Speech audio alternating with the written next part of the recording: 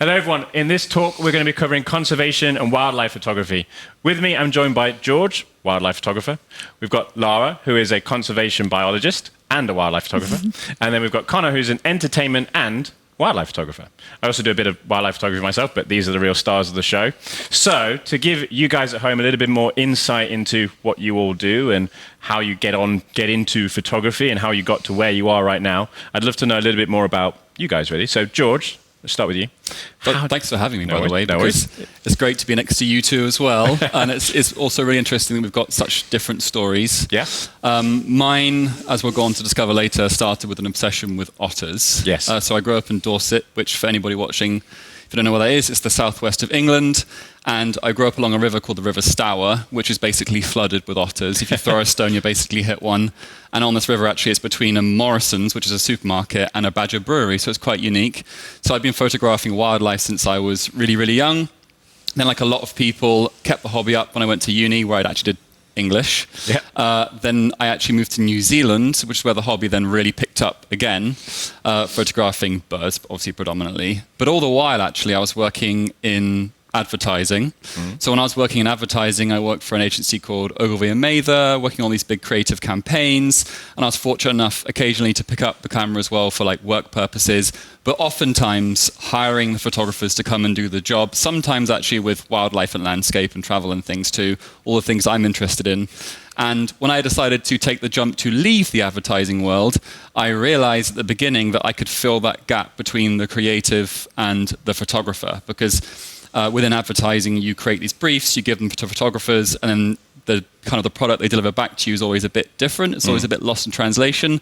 So at the very beginning of, I would say, my professional photography career, which started now 7 years ago, believe it or not, which makes me feel slightly old. My first kind of like role as being a freelance photographer was filling that niche within the advertising industry, which was working with predominantly brands and companies who specialize in travel and wildlife and landscapes, and working with them to create campaigns and then actually going to shoot it. So that if I'm talking to you, the client, and I'm promising you I'm going to get X, Y, and Z, you actually get X, Y, and Z. Yeah. And after a while, as I kind of built up my portfolio, as you guys would agree, like the more work you do, the bigger your contact base. And the thing that I really honed in on was the subject that I mentioned at the very beginning, which were otters, but more widely wildlife. Yes. And so I managed to carve that niche for myself. And now, fortunately enough, I'm in a position where I can go on assignment and travel the world just to go and photograph wildlife.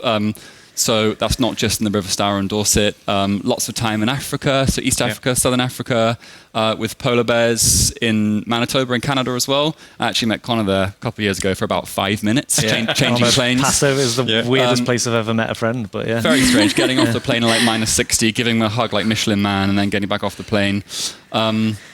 And of the last 3 years as well, the real specialism in working with conservation organizations. So using kind of like we're talking about today, photography for purpose or with a purpose. Because as we'll all agree here that now with social media and things, you kind of have responsibility, which hopefully we'll talk about later, to talk about issues that need highlighting, and you can use the lens for that. And that was a very, very fast forward of about 10 years of photography, but that's more or less it. So in summary, it's a dream job, right? Yeah, sort of. Yeah. Without things like, pandemics. Yes. Otherwise, it's a dream job. Yeah, absolutely. And Lara, I'd love to know more about how you got into wildlife photography. Yeah, so my story is a tiny bit different from yours. I actually have a background in science, so I did zoology at university and then went on to do a master's in wildlife conservation. And I remember my first trip that I did abroad was to Madagascar, which was amazing, and it was to study lemurs for my undergrad dissertation.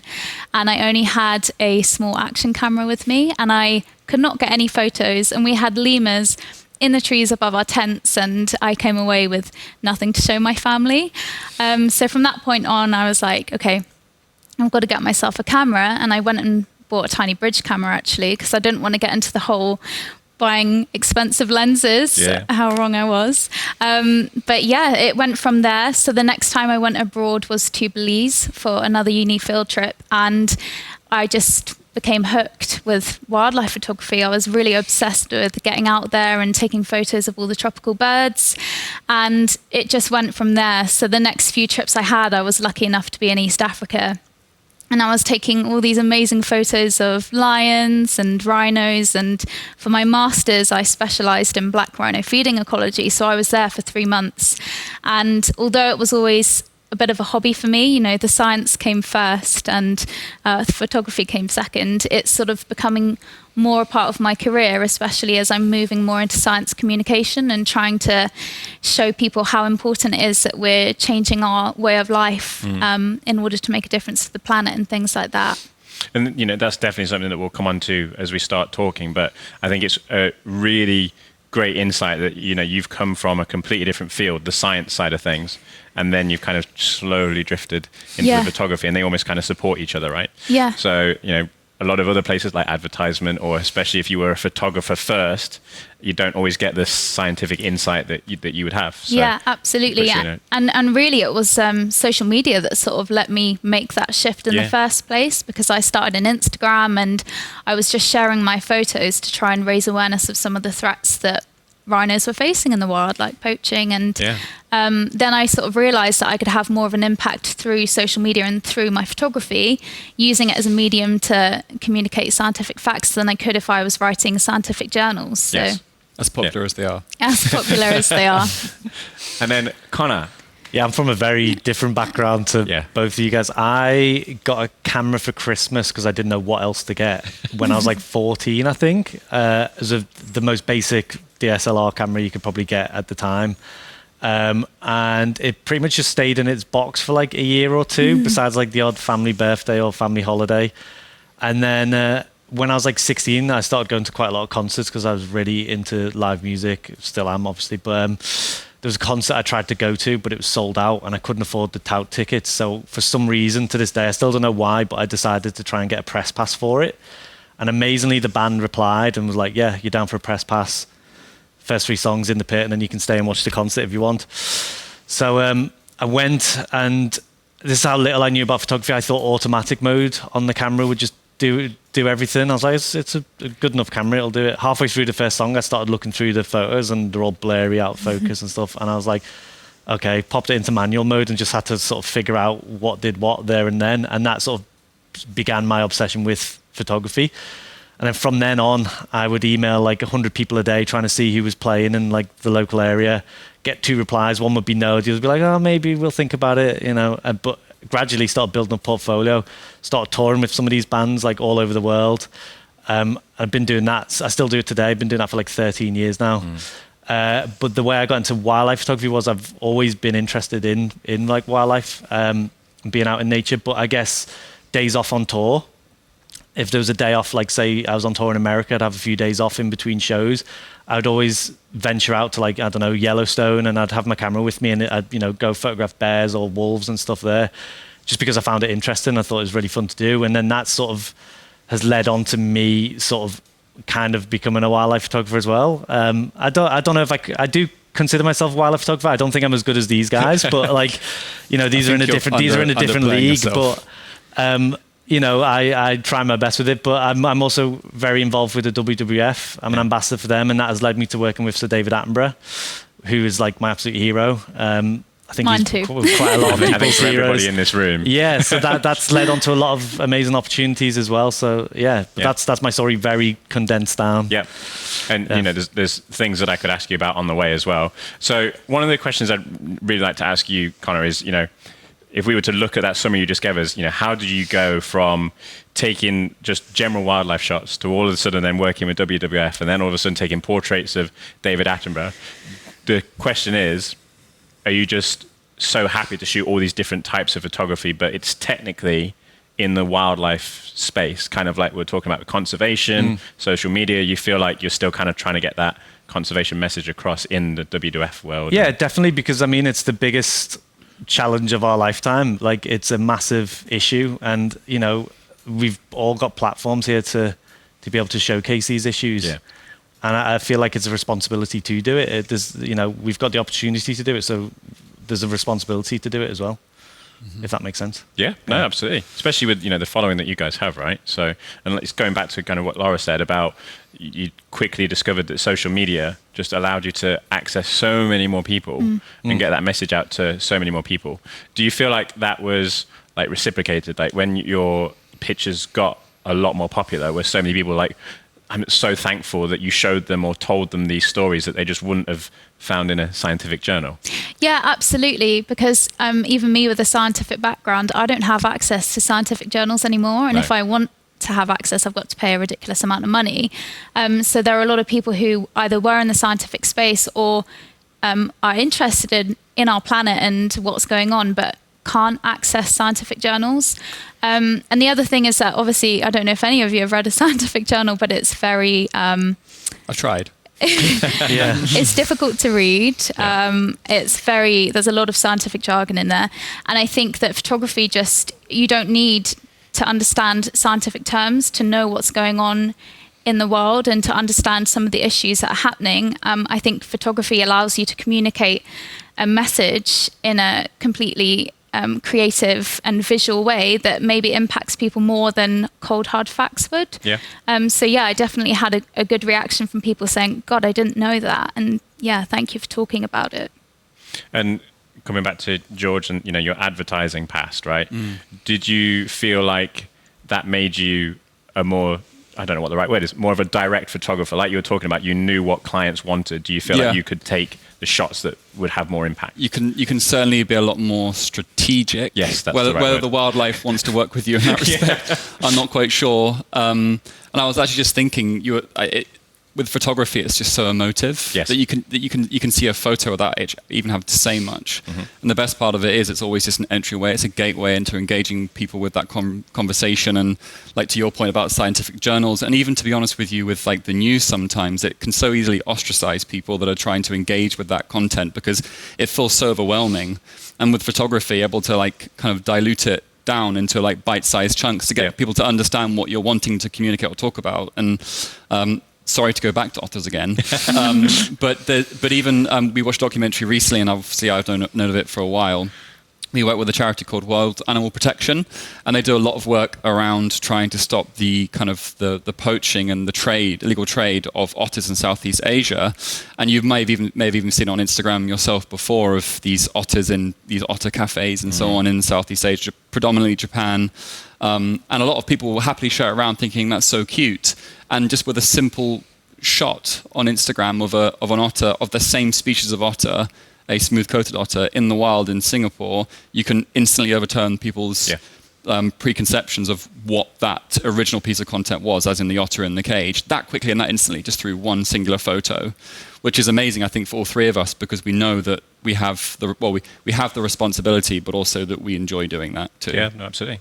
And I think the next question I really want to ask you guys is, when it comes to those emotive wildlife shots, this is a question that I ask myself because I don't know the answer myself, so I'd be interested to see what you guys say, is do you find that kind of tight portrait style wildlife shot is what people react to most, or do you prefer that kind of landscape animal in the landscape shot? I think yes and no. It's a mix. I think people love that kind of photography. It's very popular as well. Yeah.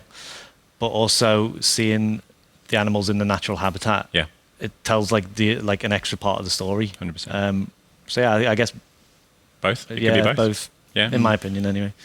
I think for me, I tend to do more portrait shots where the animal is front and center, but only because I think I'm still experimenting and trying to find my style. But ultimately, I'm looking for impact, so something that's going to grab someone's attention, so that I can then convey information in the caption or something like that. And I think it is about, on social media where people scroll through at the rate of knots, I think it is about capturing attention. And I think if you've got a close shot, that does work. But I also love seeing other people's work when it is very much the animal within its landscape. So it's something I'd like to experiment with more. Sure. And I love animals in their environment. I think that's probably where you can surprise and delight people the most. Because just like you were saying, like you've got some amazing portraits of lions, and you do as well, Connor, and like they grab your attention instantly, and they're a great draw to like bring people into that conversation. Like if you're talking about population of like lions declining, wherever that may be.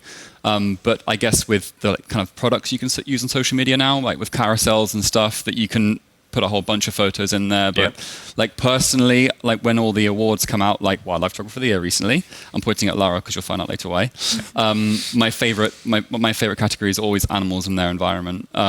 Like recently, I'm sorry, but otters again. It's going to be a recurring theme, I think. Only because it's probably my most recent project that I'm really, really proud of. I went with the intention of showing these smooth-coated otters within their environment, and that was in Singapore, which is a country of 6 million people, which, as most people know, is on a very, very tiny island, all squeezed in, yet this wild population of otters lived there. I could have equally as easily gone to a neighboring country and show them in their kind of like their more wild, in inverted commas, environment, but you'd miss the whole story about the fact that Singapore cleaned up their waterways and actively protected the wildlife within the space of the city-state.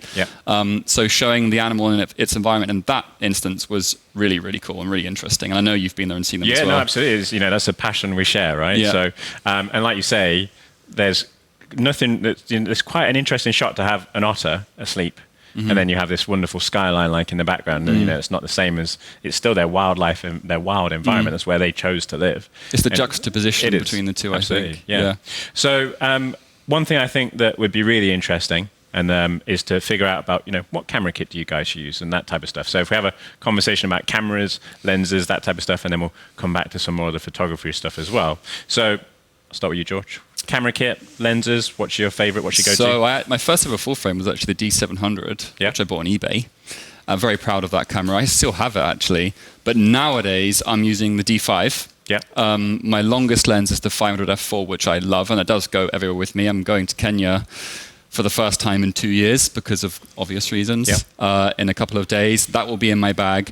But the lenses I'm actually using a lot more nowadays kind of go back to my previous point about animals in the environment. 70 to 200, I love the 2.8, which is super fast, super sharp. You can never go wrong with that. And the 24 to 70 as well, which I'm experimenting a lot more with. In fact, on the Singapore trip I mentioned, it was purely the 24 to 70 for the entirety of the 2 weeks to get those images of the otters with the Bay Sands Hotel behind them and the big bridges and the motorways and that kind of a thing. I've dabbled with mirrorless cameras because Lara's my partner, so she has mirrorless cameras. I'm not spoiling your part. And I will be making the switch now that I've tried out the Z9. Hint. Today's the first time that I've tried it. So obviously I've heard a lot about it, and you handed it to me, and I grilled you on everything. We spoke through some of the settings. I showed you some examples. Yeah, I mean, the eye detection is just blowing my mind. And it tracks otters. And it tracks otters. And that should have been the first question I asked you, but unfortunately it wasn't. But recently we went to the Isle of Mull to do a photographic workshop, and I was using the Z7 for almost the entirety of that trip with the FT7 mount, obviously, and sometimes with the 500 or the 7200. And the quality on that camera is just mind-blowing. Yes. It's mind-blowing.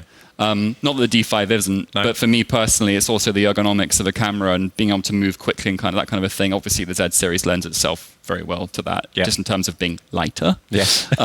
Which oftentimes for like what I do is really, really important if I'm having to move around a lot. Like, Singapore, for example, very hot and humid. It is. Having a D5, a 500 mil, a 7200 and a spare D850 in my pack was pretty heavy, and I wasn't a pretty sight. So any kind of like weight I can save as well would be good. So I will be making the jump to the mirrorless range imminently, and that's a heavy hint. Yes. So once I got rid of my bridge camera, I had an entry-level DSLR, and that's what I've been using for the past 4 years, and it's only recently where I've really been able to make the switch to the Nikon mirrorless range, and it is honestly a game changer. I'm getting photos that I never thought I could, and the quality is just incredible. And I'm really excited to now be a Nikon Z creator, so really looking forward to working with you guys so much more in the future. And most recently I've been using the Z7 II, and for me it's always a long lens. I love a long lens, especially with my portrait shots. So I've been using the 500mm PF 5.6, and it's incredible. It's so light, which is really important for me, especially if I'm in Africa and I'm tracking rhinos, to be able to carry my camera along, and it's really easy. It's absolutely fantastic. There is quite a big size difference, obviously, like your 500 f4 and the 500 5.6. There is quite a big difference, isn't there? Yeah, we had them both in our camera bags in the back of our car in Mull, and the size difference was quite obvious. Honestly, I picked up George's, and my arms were shaking. I don't know how you hold it up. But when we came back to the house and after like the day shooting of all the wildlife on Mull, when you're on Lightroom, to be honest with you, I was uploading my photos as I was looking at Lara's. And she was like zooming and zooming and zooming and zooming. It was losing no quality. And then you could see like the soul of the animal. And it was still just as sharp. And I was like, okay, yeah, I'll be using the Z7 for the rest of this trip. Yeah. And then Connor? I use D850s mainly. Yeah. I do have a Z6 and Z7, but I'm just a creature of habit, and like I love the D850. I normally, because with entertainment, I always shoot with two bodies because I photograph live concerts. I don't like to miss moments. So normally I have a 24-70 and a 70-200 on them. 24-70 is my favorite lens. But then when it comes to wildlife, I have a 180-400, which is a beast. And I love that lens as well. But I will be switching. I tried the Z9. And I asked first. Yeah. I've used it though. I'll come on to that. I've been lucky enough to have used it on a shoot recently, and as soon as I get my hands on it, I'm pretty sure I'll be doing the full switch to mirrorless because it's unreal. So that was the question I was going to ask you. Is that you've obviously shot with Z9 already? Yeah. George hasn't, unfortunately. I apologise, but Connor has had the opportunity to shoot with Z9 already. Yeah.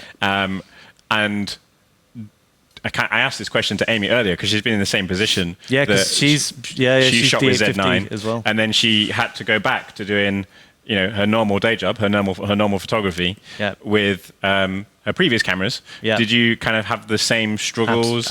Absolutely. I was just like, I wish this was a Z9 in my hands. I shot my first concert in 2 years because of COVID, obviously. Yeah. I've shot my first few in the last few weeks, and I've been cursing the world that I don't have a Z9 in my hands with it. So I'm excited to get one. And it was definitely interesting just to see, the things that you were testing out when you were shooting with that camera. And it's just definitely, great to hear the way that you were like for the first hour, you were like, this is so different. But then you really settled into it, right? Yeah, absolutely. It's just a beast. Yeah. Can I put my name on the list as well? Just everyone wants to play. Yeah. Don't put it in alphabetical order because that means she'll go before me. So well, I mean, I'm sure that'd be. But it was interesting earlier when you brought the Z9 out. We were all instantly fawning after it. But we all do the same kind of thing in terms of wildlife photography, but all had different questions about what the Z9 did. And thankfully, you answered all of them and said it could do all of them and a bit more.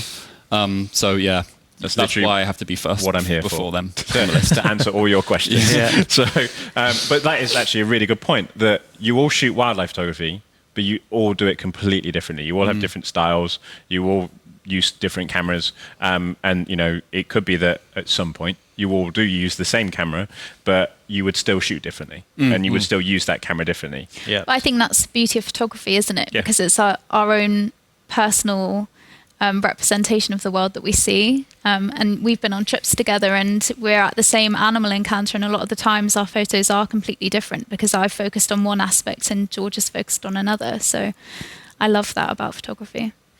So building on that, how would I get to understand what you're trying to focus on and what you're trying to focus on? Is there something that you would look for in your photography that might be different to what you would look for? And then what do you guys look for when you're trying to take a shot? It's a big question.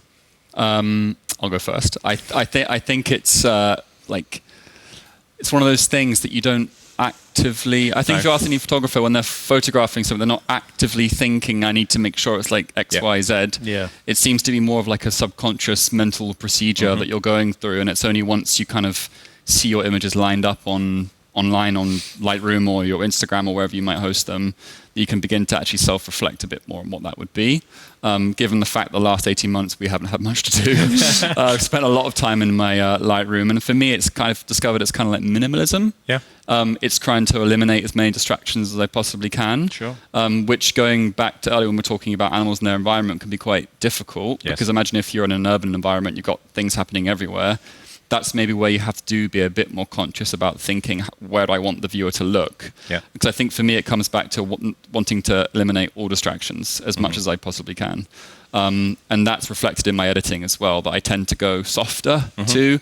I love people who shoot with high clarity and high contrast and everything else. For some reason, I just don't do it, and I can't do it. No. So I kind of lean to the kind of like minimalist, softer kind of like style, I think. Sure. That seems to be what I do.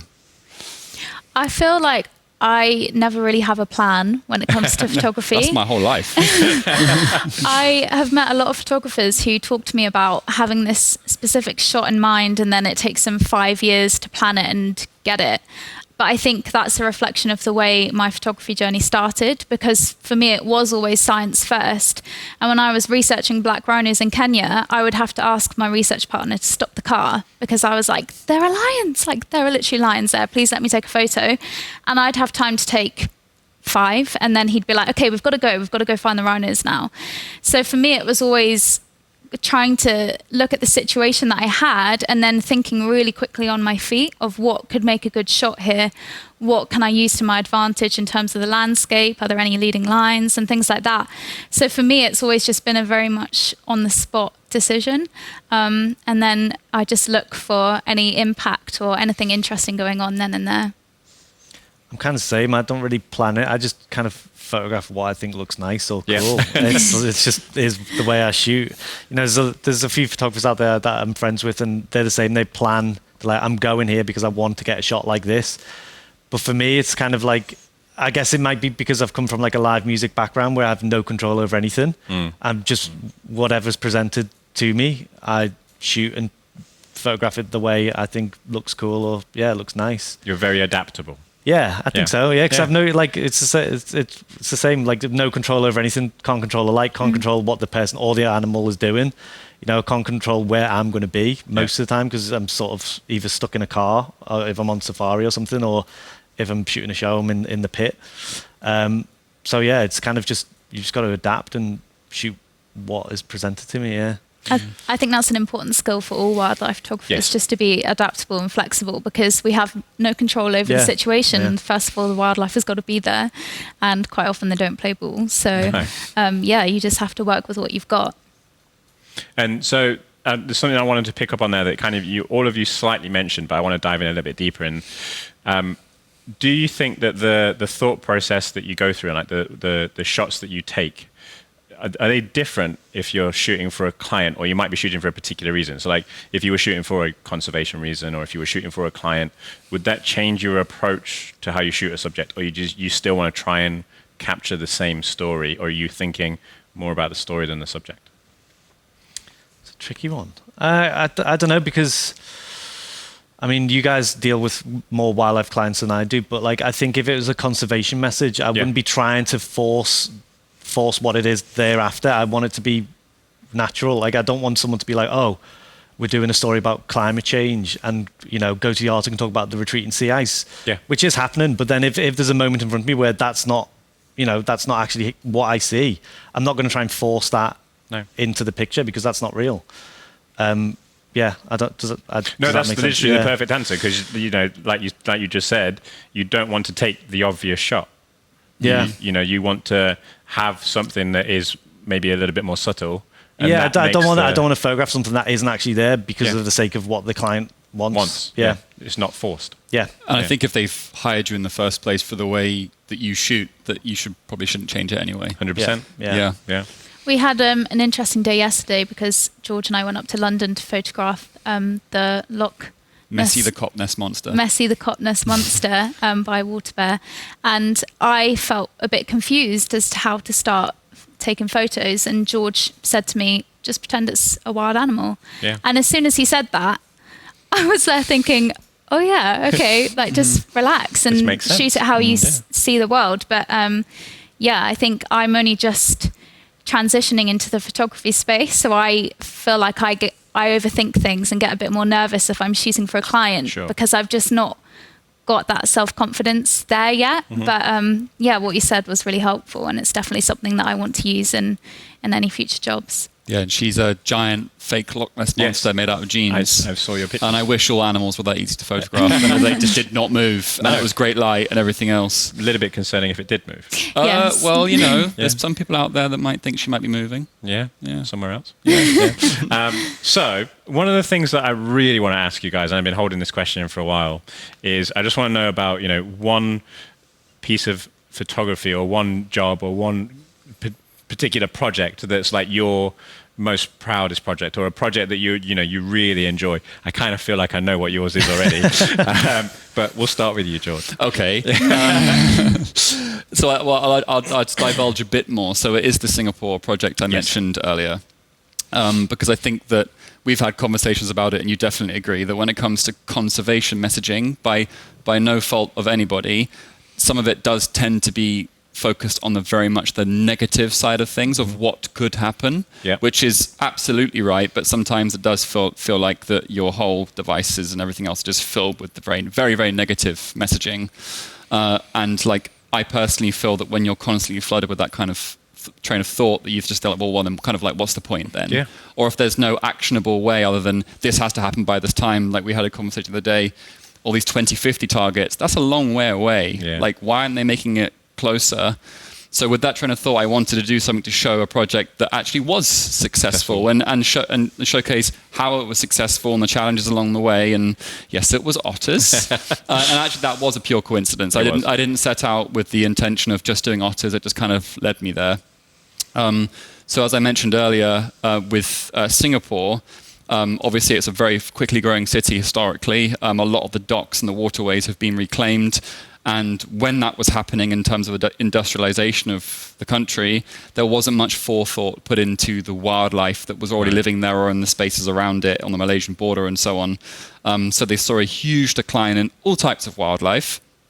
And with this particular idea I had, before I settled on Singapore, I wanted to focus on a keystone species. So a species that once it's in the environment, everything else around it flourishes. And it just so happened that with Singapore, it was an otter, so the smooth-coated otter. So with Singapore, they in the 90s, by the early 90s, they had no otters in the waterways of Singapore at all. Not a single one was spotted.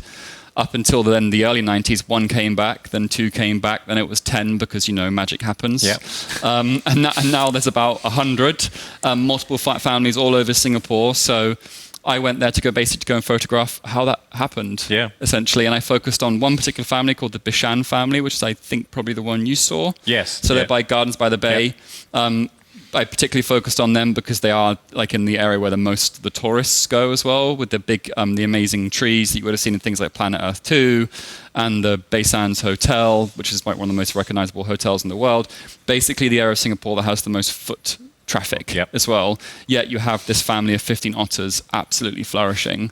And this happened because they cleaned up the waterways and they encouraged animals back actively and protected them as well, which is also really important. That we know that in the UK, there's a lot of species that have gone or hugely declined. And when you protect them, in whichever way that might be, they do come back. So I went to go and do that for 2 weeks, and it was amazing. I stuck with the family for actually just at 15 days. At the beginning, they kind of would go on their haunches a bit like meerkats and like look at me, like, who's this tall white guy? By the end of the 2 weeks, I would literally follow them. I'd see where they go to sleep at 10 o'clock at night, go back and check to see if they're there at midnight, and if they were still there, they're guaranteed to be there the next morning, so I'd be there at 4:30 to watch them wake up and go swimming, and I'd siesta with them. I've got videos, if anyone wants to see, on my Instagram, George Explorer, Nice of me like siestaing next to them. I swear they would actually wake me up, but it was amazing because I photographed that whole like kind of narrative that I was explaining just now, and the amount of people that kind of said, I had no idea, because the whole point was it wasn't just focusing on Singapore, it was trying to show people like what can happen if you actively get together as a team. And that's not just the decision makers, it's people like us that can influence the decision makers ultimately. And by us, I don't mean us because of a platform, I mean us as just as individuals and human beings. And I think that kind of story can apply to almost everything. We've got COP coming up very soon, lots of big promises I'm sure will be made. Sure. But it's stories like that show it can happen if people actually actively come together. And I mentioned they're a keystone species, and then since they've come back, all different types of bird species have come back. Saltwater crocodiles have come back quite recently. All different types of fish species. And because they're all back, the birds are back, pollinators come back. And it's a bit like the Yellowstone story with the wolves. It's amazing. So that's definitely the one I'm most proud of. There's definitely not many places that have otter crossings in the world, is there? No. Singapore Well, is one the of Isle those. of Mull does, and Yeah. we're moving there. Just for the otter crossings. Just for the otter crossings. But like, I think you almost touched on a point there that I found really interesting, is that like you say, Singapore, and especially that area of Singapore, has such a huge footfall, and yet there would be literally millions of people that would never see them, that would never know that they were there and never be none the wiser until they start to see those recognizable buildings and the shots with an otter in front of that recognizable building. And they go, hold on a minute, I've been there. Why haven't I seen that otter in front of that building? It's like you say, it's things that people have never seen before. Which I think, to be honest with you, about you saying that millions of people not seeing it is kind of synonymous with what this, like some of this conversation is about conservation issues, that those things are there, but either A, people don't know where to look, or they're choosing not to see them. Yeah. And I think that's where photography helps a lot, because you're literally putting things in front of people so they can't not see it. Yeah, absolutely. Lara? I feel like I have to quickly touch upon the point that you made about there being so much negative news. Yes. I think that quite often it can make people feel so overwhelmed, and almost it could have an impact that you don't want, of people thinking, well, what's the point in me making a change, because what difference can I make?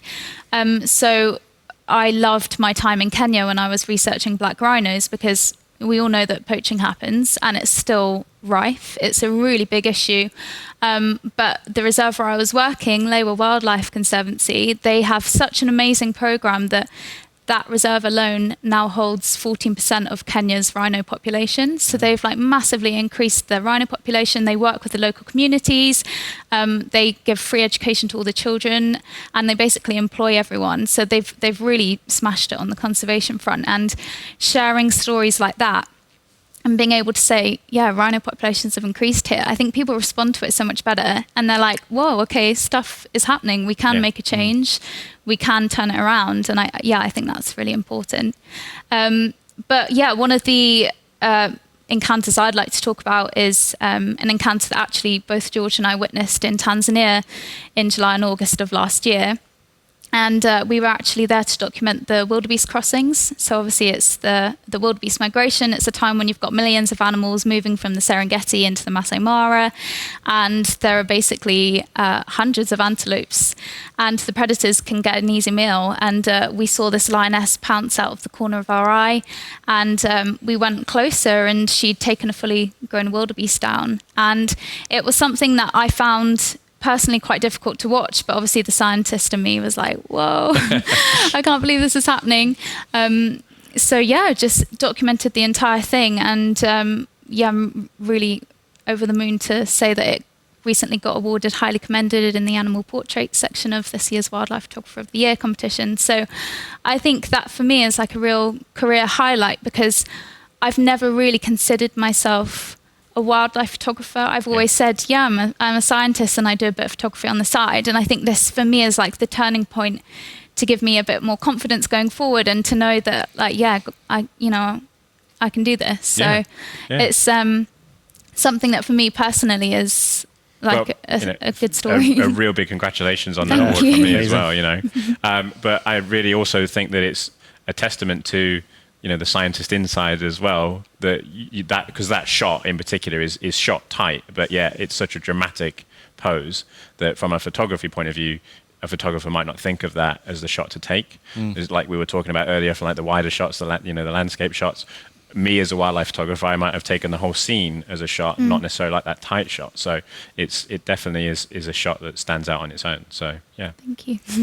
Connor? I guess I have sort of two career highlights. One is obviously working with Sir David Attenborough. 100%. I've been very lucky to have worked with him over a number of years now. You're just showing off now. How many times now we mentioned that? We're just really jealous. It's fine. I've been very lucky to have travelled all over the world and been to the Masai Mara with him, to America with him, all over the UK. Been there whilst he's been recording the vocals for episodes, which is like a real life version of Planet Earth, essentially. Which is crazy because you forget he's actually there. You get drawn because he does it in front of a big screen while the episode's on. He's that much of a pro that you just end up watching the episode. Then he might cough or something like, oh wait, he's actually I had no idea that vervet monkeys could cough. So working with Sir David is obviously a massive honour and career highlight. But I guess there's another moment where I was on an expedition about 4 or 5 years ago up in the Arctic, and I was on a sailboat, and we were up in the Arctic for almost 2 months, up in the Central Arctic Ocean, like quite close to the North Pole. And in the distance, I spotted like a redishy thing, and at first I thought, a seal's been killed. It was a polar bear. But as I got closer, it was pieces of polystyrene all over the ice floes, and I took a picture of one of them. We picked it up, obviously, and brought it back with us, disposed of it properly. But I didn't really think much of that picture. But it actually ended up getting used in the US Senate on a talk about climate change and plastic pollution. And that was the first time that I realized that like my photography could actually help influence change for good. So that was quite a big moment that I'm pretty proud of. Yeah. Yeah. And so, I think I actually remember seeing on your Instagram stories that you reposted the shot of the guy. At first I thought someone had photoshopped it because I got tagged in it on Twitter. And then I saw the actual video and I was like, oh wait, this is a real thing. This is crazy. This happened, yeah. Which is crazy to think about from, your photography point of view, but also the climate effect of the fact that there was polystyrene in the Arctic, right? Yeah. Shouldn't be there. No, exactly. Like the message of that as well is incredibly impactful as well. So, messages and getting the message out. We kind of talked about earlier, especially Lara, you were saying that it was so much easier for you to get that message across through social media. Do we all think about, how conservation's changed over the years, that it is now becoming more visible than ever, and people do want to be aware more than ever? And I do also understand, like we talked about, that if there is loads of negativity, that people then tend to sometimes just switch off. So, George, do you feel like it's much easier to get that message across and still try and focus on a positive? Absolutely. And to be honest with you, I think one of the biggest things that have changed in the last even 5 years, that the conservation world has become a lot more accessible. Yes. I mean, even for someone like Lara, who's a scientist, she doesn't have to communicate scientific messages. No. It can be done in a very easy, discernible way, Yeah. but with her scientific brain knowing what people should hear.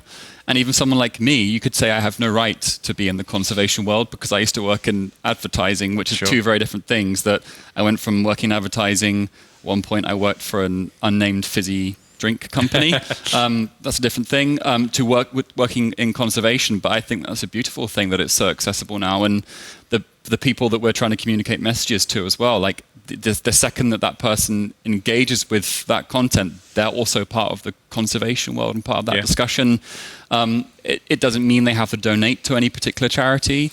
I think that with the way that kind of online and social media works now, that I guess when you share someone's post or in your stories, or like you repost it, it's kind of like a social currency too, ensuring that then their family and their friends are seeing it too. And obviously then it just kind of snowballs.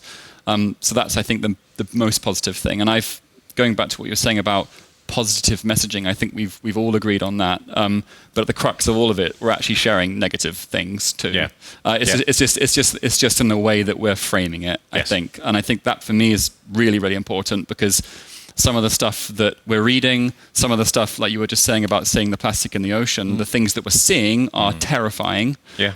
So I think it's really important that those things are being photographed, but it's equally important that when they're being shared in the right way, I think. With the right message. Yeah. Yeah, I've definitely noticed a difference, especially on social media. So I think I first set my Instagram up just over 4 years ago. And at the time, there were lots of incredible wildlife photographers using it, but quite often they were just sharing the technical details of the shot as opposed to talking about the subject. And I remember thinking like, oh my God, you've got, a chimpanzee in your photo. Why aren't you talking about it? So that was one of the things that I set out to do. And at the time, as far as I'm aware, I was sort of one of the only people doing that. But definitely over the last few years, more and more people have started talking about the subject of their photos and about the threats they're facing and things like that. And I think it's this whole just shift in like our opinions. I think people are becoming more open-minded and just more aware of maybe the impact that we're having on the wider world. And in some ways you can't blame people, because it's hard to understand how your actions at home, for example, in the UK, could be affecting wildlife in the Arctic, but it is happening. And I think just talking about it, I think that has been the thing that's changed the most. And I think it's really important that we just continue to talk about it. Yeah. Photography is a privilege too. Absolutely. And I think with what all four of us here do in terms of wildlife photography as well, like that innately means generally that you've traveled somewhere. As well, which is a whole different discussion, but it does put a certain amount of responsibility on you, that it's not enough just to share, here's a line, or saying the caption's like the king or something like that. You do kind of now have a responsibility to talk further about what that subject is. And I think that's a big shift too, and it's a positive shift as well. I don't think anyone should feel pressured into doing it. I feel like it's just been, like you said, like a natural shift in the overall narrative within wildlife photography. And I feel like maybe for anyone who's in wildlife photography as a profession, also just having a reason to travel rather than just thinking, oh, I've got a week off and I want to go and see this species. Well, why not partner with a conservation charity out there and help them raise awareness? I think just being conscientious and thinking about it and traveling sensibly and traveling with purpose is really important, because we do travel, and there's a whole different discussion you could have about the impact of that on the environment. But if you can do work that outweighs the negatives there, then I think that's really crucial. I mean, these guys basically just said what I was going to say. To be honest, they covered all sorts. But no, I think it really is a lot more visible these days. I think not just social media, but it's actually like hitting mainstream news as well a lot more. And I think that's a push from like a younger generation. I think a lot of the younger generation are waking up and sort of realizing that they're going to be the people that are going to have to deal with the consequences of what are happening and what have been happening over the last however many years. So I think with the youth involved, it's amazing. It's a real, like, it's really bringing it to the forefront of everyone's minds, which is really important. And do you think that, historically, like in the past with wildlife photography, it could have at some point felt like that an animal or a shot of a lion or something like that could have been seen as like a consumable product. Like you take a picture of a lion, like you say, you have one line post on it, and then there's no story behind that. And now they're actually being seen as, the animals that they are and the stories that they have and the lives that they live. I think so. I think there's been a definite change. I mean, even myself, like a lot of the time now, if I go somewhere and I'm photographing wildlife, I'm not looking at it being like, how can I use you to benefit me? It's like, what can I do to help benefit you? Because they don't have a voice. No. I see what we do as a voice for nature, because they've got nothing else to help them. So we need to be the voice for nature to help solve these problems and issues going on. Sure.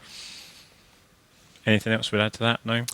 I mean, I could do a whole rant on how wildlife photography used to be, but the good thing it's not like that anymore. No. So I think you're right. I think it was like an exoticization of wildlife. And like, as Conor said, there's a phrase that Lara likes to use, which is a voice for the voiceless, which I've just stole from her. I was waiting for it. Yeah, I stole mine from WWF. But, well, here you go. That's how photography works. We all steal from each other.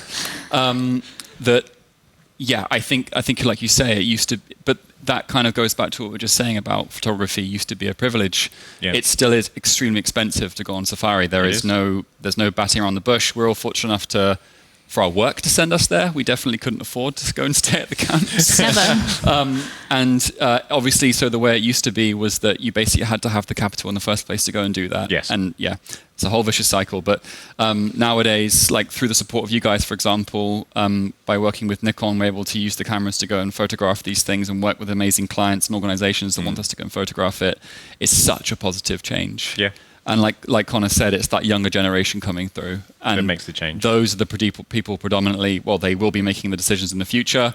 And they are the people that are on their phones like 24/7 as well, which is great because that's where we share our photos. And so I know a couple of you mentioned about travel. And I don't want to go into a big discussion about travel, but I do want to talk about local wildlife. I think that sometimes we get all these amazing dramatic images of exotic wildlife that we don't get in the UK or we don't get in, some smaller countries.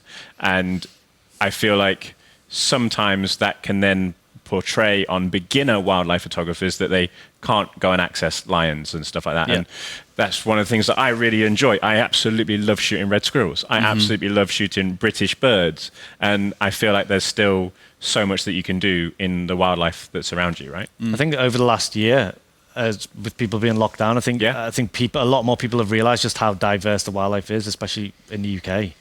And I'm guilty of it myself. There's a lot of times in the past where I've been like, oh, I wish I could go there to see that wildlife, but then on my doorstep I get red squirrels. I get foxes, I get owls, I get all sorts, and it's taken the world to essentially come to a halt for me to genuinely realize that and be like, actually, it's on my doorstep. Yeah. I can go and photograph these amazing things right there. I think a lot of other people have done the same as well. Yeah. It echoes exactly what we said earlier about the Singapore thing. Yeah. Millions of people can go there every day and you never see what's actually there. Yeah, 100%. It's the same for us living in Surrey. Yeah. We've seen things over the last year and a half that we'd never seen before. And And to your point as well, I think that a lot of people will then look at photography and think that wildlife photography at least, and think that's something I could never do because these people are flying all over the world and they're doing that. Well, all three of us started here in the same place, which was in the UK, shooting British wildlife as well. Yeah. It's just a lot of people will choose not to share that because they're too concerned about their photography or content doing well on social media, which is kind of irrelevant, especially like when you think about places like the Isle of Mull. Which is an amazing place, which is jam full of wildlife. I'm not going to say the O word again, okay, otter. But also like amazing UK conservation stories like the white-tailed eagle. Yeah. I think you could argue that shooting the wildlife that we have at home is actually more important than ever because the UK is one of the most depleted in terms of its wildlife. And surely that gives everyone a reason to be getting out there and raising awareness of the fact that in some places hedgehog populations have declined by 80% over the last 10 years. And that is an insane rate of decline. And I think if we're not careful or if we don't use our voices quickly enough, then there could be some real changes to our countryside. And it's something that we all need to get better at, going out and exploring and just protecting it. Well, we had a stat recently which is terrifying, which the UK and Ireland are the only two countries on the continent of Europe that do not have one of Europe's main predators, wolf, lynx, wolverine or bear. And we used to have all four of them in the UK. And that in and of itself is a story that needs to be talked about because they're thinking about reintroducing lynx to the UK. Well, how can you possibly go and deal with that as a photographer? There's not already lynx here. Well, we can go to somewhere like Switzerland, unfortunately traveling, to go and photograph and showcase a rewilding story there to then apply that to a UK narrative and UK story. It's quite interesting. And so what would be a piece of advice that all three of you, ask all three of you individually, what would be a piece of advice that you would give to a beginner or aspiring wildlife photographer? Start with you, George. Ooh, that's a hard question. I think the cliche is always just practice, which is easier said than done. And the thing is, I should say, first of all, practice, but I have to address two things. The first one being, I know that can be easy for me to say, or any of us to say, because we get to go and photograph all this amazing wildlife around the world, but we're not doing that all day, every single day. No. Most of our time is in the UK photographing British wildlife, practicing. And like I said, that's definitely how all three of us started as well, photographing British wildlife on our doorsteps. The second piece of advice I would say, which kind of links from the first, is just don't be intimidated by what people might think of your work. The only person that should care about your work is you, really. It's such a subjective industry. Like Lara might like one of my. In fact, there's been so many times I've been editing a photo and I'm editing it almost out of hate because I don't like it. Then Lara might say, "Oh my God, that's an amazing photo! You've never shown me that before." But that happens a lot. Well, we're all very precious and perfectionists, but that's also really important to not have fear about sharing. Because I know there's a big pressure nowadays, which I definitely suffer from still, and I'm sure you both do too. This internal pressure or societal pressure about things having to do well on social media doesn't really matter, especially if you're talking about something that's really important, even if you're changing the opinion of 2 or 3 people. And just, that's pretty much just practice and don't be intimidated. And the only person that should care about your work is you. I completely agree. We tell a lot of people that we train that realistically, if you're happy with a shot, that's all that matters at the end of the day. I think I would just say to get outside as much as possible and experiment, like find what makes you unique. And in reality, as we've touched on, whatever photograph you take, it's always going to be different to someone else's because it's the way that you see the world. So I think just experiment, like find a style of photography that you like. But as George said, don't be afraid to share. And actually, I love the fact that I shared all of my very first photos I ever took on my Instagram and I haven't deleted them. And I love the fact now that I can scroll back and see all my old photos, which now I really don't think are very good. But at the time I was like, whoa, I took that. Like, that's cool. So I think don't be afraid to share. And also don't be afraid to learn. I think we have this real thing in society where like you should know everything, and I definitely do not, especially when it comes to cameras. I'm definitely. That's why we have you, so we can grow you. I'm still learning so much, and I think I always will have stuff to learn about photography. So it's no matter what stage you're at, whether you're just starting or whether you're midway through your career or towards the end of it, there's always things that you can learn. And I think just don't be too afraid to continue learning. And I think there's a really important thing that I just wanted to pick out that you said there, that you've still got all your old pictures. Like photographers make really small gains. They make really small improvements, like from shot to shot. And what sometimes can happen is that you don't really realize that you've improved all that much, because to you it's a day-to-day thing, right? But if you do look back at those shots that you took a year ago, 2 years ago, 5 years ago, like you say, all of a sudden you're like, oh, at the time those pictures are great, and now they're like, oh, I can do better than that, right? So, and I think as well, quite often you'll see that your style has changed the more you've picked up a camera, because I used to shoot with high contrast and things like that, and now I'm a bit softer too, because I prefer the animal to be the subject and not to have anything else taking away from it. So it's interesting to see how just through practicing that your own idea of what makes a good photo changes. Yeah. I mean, again, basically what they've just said, practicing, but also, like, I guess, also, like, don't be intimidated by gear. You don't need the best gear. The best camera you have is the one in your hand. Perfect. You know, like, I remember when I started out, I didn't have, you know, big lenses and things like that. And I'd go to, like, a wildlife reserve and there'd be all these, like, guys with big old lenses, and they'd kind of be looking down at you, but doesn't mean, you know, they're getting better shots than I am. So I wouldn't, don't be intimidated by, you know, gear. It's, just use what you've got. Yeah. Yeah. I think it's definitely an interesting time where cameras are getting better and better, right? And we were talking earlier, obviously, about the new stuff that Z9 can do, and which is obviously great for you guys because you can make the most out of all those new features. But it doesn't necessarily mean that every photographer has to have all those new features. It's incremental gains. Exactly. It doesn't mean you can't just take that one shot because you don't have the right camera or you don't have the right lens. There's always ways around it, right? Yeah. And it kind of comes back to what we're talking about if you don't have a lens that's long enough for a portrait, you might have a lens that's wide enough for a landscape shot, right? So I think that's it. Cool. Thank you very much for joining. Thanks for having us. Thanks for answering the questions. Love otters. And thank you very much, guys, for watching. See you soon. Goodbye.